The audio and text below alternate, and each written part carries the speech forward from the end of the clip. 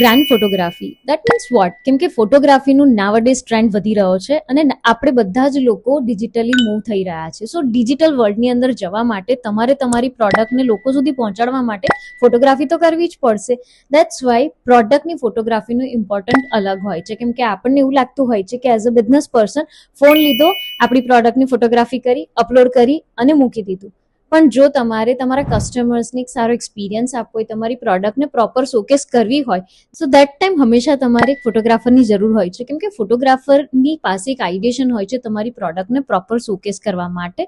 સો જ્યારે તમે બ્રાન્ડ બનાવતા હોય છે ને, એક જ વાર તમારે એક્સપેન્સ કરવાનો હોય છે, પણ આ એક્સપેન્સથી તમે તમારી બ્રાન્ડને એક પ્રોપર તરીકાથી માર્કેટમાં મૂકી શકશો, જેના લીધે લોકો તમારી પ્રોડક્ટને ઇઝીલી જોશે, 360 વ્યૂ એનો જોવા મળશે અને એના પછી લોકોને આઈડિયા આવશે અને એ જ વસ્તુ તમારી સેલ કરવા માટે ઇઝી બની જશે, કેમ કે તમે યુઝરને એક એક્સપિરિયન્સ આપ્યો છે કે જેવું તમે બતાવો છો ને એ જ વસ્તુ એ પોતે ઇમેજિન કરીને લઈ શકે છે.